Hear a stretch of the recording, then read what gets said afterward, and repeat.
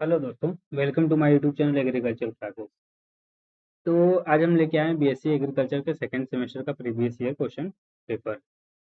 Previous year question paper है dairy processing and safety, जिसमें कि हम लोग देखते हैं कि ये 9th पेपर है। और ये टाइम की अगर हम लोग बात करते हैं तो 2 आवर्स की होते हैं और 50 नंबर का होता है। ठीक है दोस्तों, तो अगर इसका पीडीएफ आप लोगों को चाहिए तो हमारे यूट्यूब चैनल एग्रीकल्चर क्लासेस में इस वीडियो के डिस्क्रिप्शन में जाइएगा, वहाँ से आप लोग इसको डाउनलोड कर सकते हैं। तो अगर आप लोगों को वीडियो अच्छा लगे तो लाइक करें, कमेंट करें, अपने दोस्तों के साथ जरूर शेयर करें। ठीक है दोस्तों, तो हम चलते हैं अपने सीधे क्वेश्चन की तरफ। क्वेश्चन की अगर हम बात करते हैं तो ये तीन सेक्शन में बटा होता है, सेक्शन ए, सेक्शन बी और सेक्शन सी। तो सेक्शन ए की हम लोग बात करते हैं जिसमें 5 क्वेश्चन दिया रहता है, जिसमें हम लोगों को 5 क्वेश्चन ही करना होता है और प्रत्येक क्वेश्चन 2-2 नंबर का होता है, जिसके हिसाब से ये 10 नंबर का हुआ।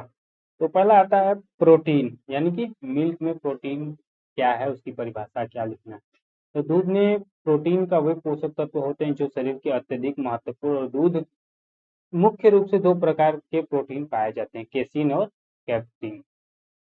ठीक है दोस्तों, नहीं सॉरी, वे प्रोटीन, ये 2 प्रकार के होते हैं, जिससे कि इसके मतलब इम्पोर्टेंस की अगर हम बात करते हैं तो ये शरीर की मरम्मत करते हैं, मांसपेशियों की वृद्धि करते हैं, और प्रतीक्षा प्रणाली भी होती है, मजबूत बनाती है हड्डियों को। और ये बहुत सारे एडवांटेज यानी कि लाभ होते हैं जो हमारे शरीर में होते हैं। उसके बाद आता है केसिन, सेकेंड नंबर, केसिन जो कि मिल्क में पाया जाता है। इसका मतलब हम लोग बात करते हैं इसके डिफिनेशन की। केसिन एक प्रकार की प्रोटीन है जो दूध में पाया जाता है। ठीक है दोस्तों, यह दूध में प्रोटीन सामग्री लगभग 80% हिस्सा बताया जाता है। केसिन एक धीमी गति में पचने वाली प्रोटीन है जो शरीर के लंबे समय तक एमिनो एसिड प्रदान करता है। ठीक है दोस्तों, इसके हम लोग कैरेक्टर्स की अगर हम बात करते हैं तो धीमी पाचन गति होती है और पोषक तत्वों का स्रोत होता है। अगर यूज की बात करते हैं तो पोषक पूर्वक होता है, डेयरी उत्पादन में बात किया जाता है। उसके बाद हम लोग बात करते हैं एमिनो एसिड। एमिनो एसिड की अगर हम लोग बात करते हैं तो एमिनो एसिड की परिभाषा देखते हैं। एमिनो एसिड प्रोटीन निर्माण का खंड होते हैं जो शरीर के लिए आवश्यक होते हैं।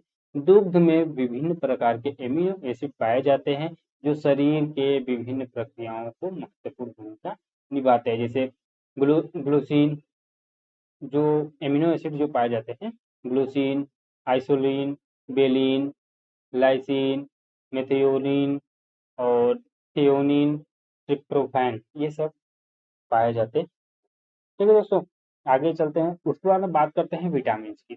विटामिन आप लोगों को तो अच्छे प्रकार से पाया जाता है, और कहें तो दूध में पोषक तत्व को भरपूर खाद्य होता है जो विभिन्न जिसमें विभिन्न प्रकार के विटामिन पाए जाते हैं।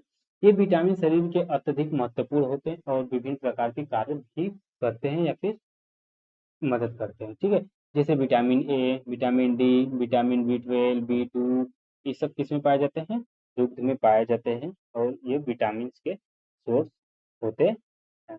उसके बाद आता है लैक्टोज, यानी कि लैक्टोज का क्या रोल होता है।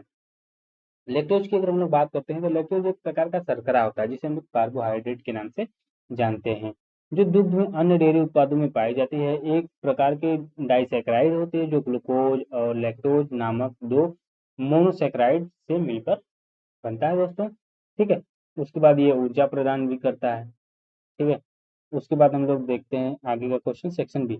सेक्शन बी की अगर हम लोग बात करते हैं दोस्तों तो इसमें 5 क्वेश्चन करना होता है, सॉरी 5 क्वेश्चन दिया रहता है, 4 क्वेश्चन करना होता है, प्रत्येक क्वेश्चन 5 नंबर का होता है, और ये 20 नंबर का होता है। ठीक है दोस्तों, तो पहला क्वेश्चन देखते हैं। खोआ का निर्माण करना है, मैन्युफैक्चरिंग ऑफ खोआ। खोआ, आप जानते हैं कि खोआ को निर्माण कैसे किया जाता है। खोआ एक प्रकार का दुग्ध उत्पादन है जो दूध को गर्म करके वाष्पित करके बनाया जाता है। इसमें दूध को ठोस पदार्थ के संग्रहित किया जाता है जिससे एक गाढ़ा और समृद्ध बन। तो इसकी अगर हम बात करते हैं तो इसको बनाने में तो अगर हम बताते जाएं तो जैसे कि हम लोग बात करते हैं, पहले दूध लेते हैं, जो प्रोसेस होता है खोआ बनाने का। जैसे कि हम लोग क्या करते हैं, पहले दूध लेते हैं, फिर उसके तैयार करते हैं, बर्तन लेते हैं, उसकी गुणवत्ता की जांच करते हैं। ठीक है, उसे फिर उबालते हैं, फिर गर्म करते हैं। ठीक है, फिर वाष्पीकृत करते हैं, यानी कि दूध को एक बड़े चौड़े बर्तन में लगातार हिलाते हुए गर्म किया जाता है ताकि पानी उसमें से निकल जाए और दूध गाढ़ा हो जाए। गाढ़ा होने तक उसको पकाया जाता है, जो दूध होता है उसको गाढ़ा होने तक हम लोग क्या करते हैं, पकाते रहते हैं। फिर उसको ठंडा करते हैं और उसको आकार देते हैं, ठीक है, जिससे हम लोग उसका, तो उससे हम लोग का क्या बनता है, जिसे गाढ़े और खोआ का ठंडा किया जाता है, जिसे विभिन्न आकार में गाढ़ा किया जा सकता है, जैसे कि बर्फी, पेड़ा, खोआ के टुकड़े में हम लोग उसका उपयोग करते हैं, ठीक है। उसके बाद हम लोग देखते हैं मैन्युफैक्चरिंग हो गया। उसके बाद देखते हैं वाष्पीकरण, वाष्पीकृत दूध, ये क्या होता है दोस्तों? ये आप लोगों का बहुत ही अच्छा क्वेश्चन है, लगभग हर साल देखने को मिलता है। वाष्पीकृत वाष्पीकृत दूध एक प्रकार का दुग्ध उत्पादन है, जिसमें दूध में पानी की मात्रा को वाष्पीकृत माध्यम माध्यम से कम किया जा सकता है, जिससे यह एक प्रकार का गाढ़ा और सांद्रित उत्पादन बन जाता है। इसमें दूध को ठोस पदार्थ की सांद्रता बढ़ जाती है, जिससे यह एक पौष्टिक और स्वादिष्ट उत्पादन होता है, ठीक है। वहीं अगर हम लोग प्रोसेस की अगर बात करते हैं, तो वही आप दूध का चयन करेंगे, तैयारी करेंगे, वाष्पीकृत करेंगे, पंजी पैकेजिंग करेंगे, फिर भंडारण करेंगे, फिर उसके बाद उसको खाने में प्रयोग करेंगे और पदार्थ, सॉरी सॉरी करें, बहुत लंबा हो जाता है, इस तरह अगर मैं बताते चला जाऊँ तो। उसके बाद आता है पूर्ण दुग्ध, जिसे हम लोग कहते हैं, ठीक है, पूर्ण दुग्ध यानी कि होल मिल्क पाउडर क्या होता है। होल मिल्क पाउडर की अगर मैं बात करूँ, तो पूरा दूध का पाउडर एक प्रकार का दुग्ध उत्पादन होता है, जो ताजे दूध को सुखाकर पाउडर के रूप में परिवर्तित यानी कि बदला जाता है।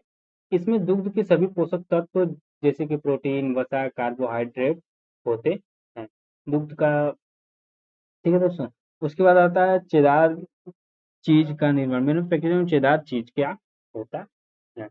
चेदार चीज की अगर हम बात करते हैं दोस्तों, तो चेदार चीज एक प्रकार की पनीर है, क्या है, पनीर है, जो जो इंग्लैंड में चेडर गांव में उत्पन्न हुआ है। यह एक लोकप्रिय और बहुमुखी पनीर है, जो अपने समृद्ध स्वाद और मुलायम बनावट के लिए उपयोग किया जाता है। चेडार चीज कुछ नहीं होता है, एक पनीर होता है, जो इंग्लैंड में चेडार गांव से उत्पन्न हुआ है। ये लोकप्रिय होता है और यहाँ के अपने स्वाद और मुलायम की बनावट के लिए उपयोग किया जाता है। उसके बाद आता है दोस्तों क्रीम। क्रीम की अगर हम लोग बात करते हैं, तो क्रीम क्या होता है, ठीक है दोस्तों। क्रीम क्रीम दुग्ध का एक हिस्सा है, जिसमें वह वसा की मात्रा अधिक होती है। यह दूध के लिए ऊपर ऊपर तैरने वाली गाढ़ी और समृद्ध परत होती है, जिसे अलग करने के लिए विभिन्न प्रकार के व्यंजनों का, मिठाइयों का उपयोग किया जाता है। हैवी क्रीम होता है और लाइट क्रीम होता है, मतलब भारी क्रीम होता है और हल्का क्रीम, दो प्रकार के होते हैं। तो हम लोग बात करते हैं सेक्शन सी की। सेक्शन सी की हम लोग बात करते हैं दोस्तों, तो इसमें कितना क्वेश्चन दिया रहता है, दो चार क्वेश्चन दिया रहता है, दो क्वेश्चन करना होता है, प्रत्येक क्वेश्चन 10 नंबर का आता है और 20 नंबर का ये क्वेश्चन होता है और 500 शब्दों में लिखना होता है। इसमें हम लोग बात करते हैं define milk, give food value of milk, milk is nearly perfect food, comment in it. यानी कि हम लोग बात करते हैं दूध। दूध की परिभाषा क्या होती है।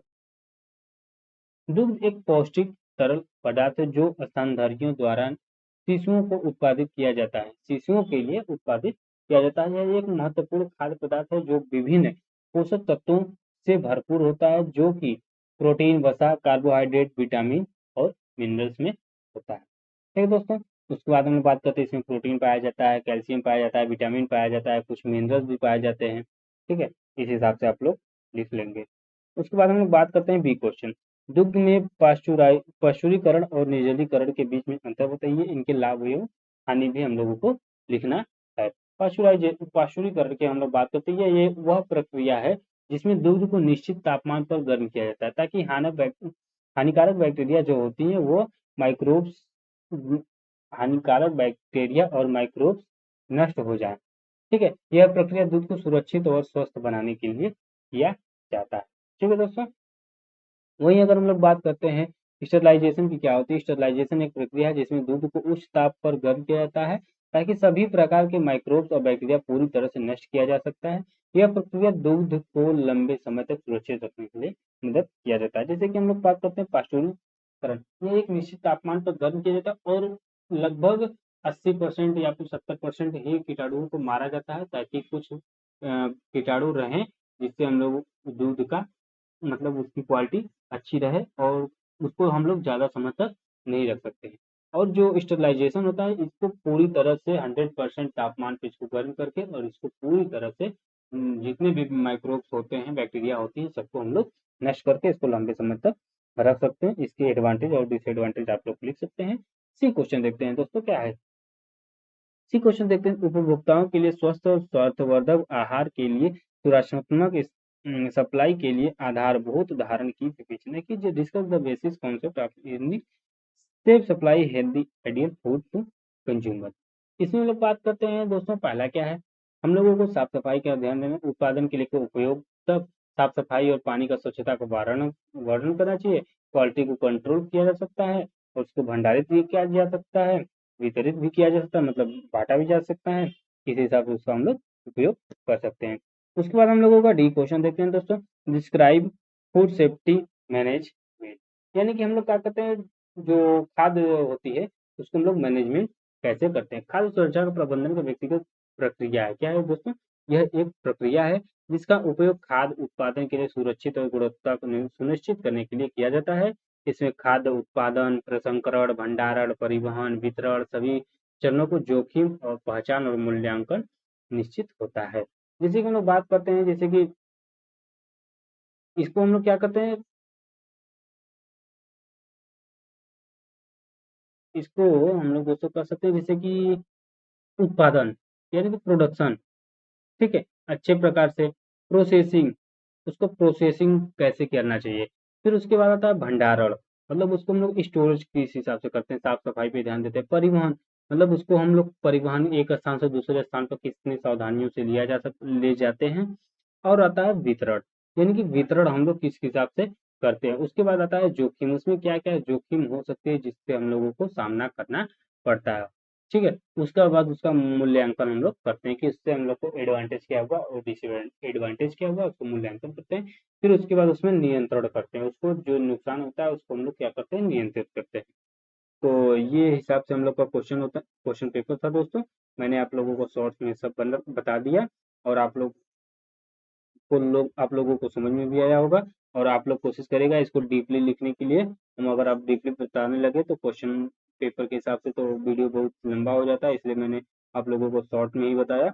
तो आप लोग इस वीडियो के डिस्क्रिप्शन में इसका पीडीएफ मिल जाएगा, वहाँ से आप लोग डाउनलोड कर लेंगे। हमारे यूट्यूब चैनल क्लासेस पे आप लोगों को कुछ क्लासेस भी प्रोवाइड की गई हैं जो कि फ्री ऑफ कॉस्ट है, और वहाँ से आप लोगों को कुछ नोट्स भी मिल जाता है। और आप लोगों को कोई भी दिक्कत हो, कोई भी डाउट हो तो हमारे यूट्यूब चैनल एग्रीकल्चर क्लासेस में आप लोग कमेंट में बताइए, हम लोग उसका निवारण करेंगे। ठीक है दोस्तों, वीडियो अगर अच्छा लगता है तो लाइक करें, कमेंट करें, शेयर करें अपने दोस्तों के साथ। अगर ठीक है दोस्तों, मिलते हैं नेक्स्ट वीडियो में, तब तक के लिए धन्यवाद।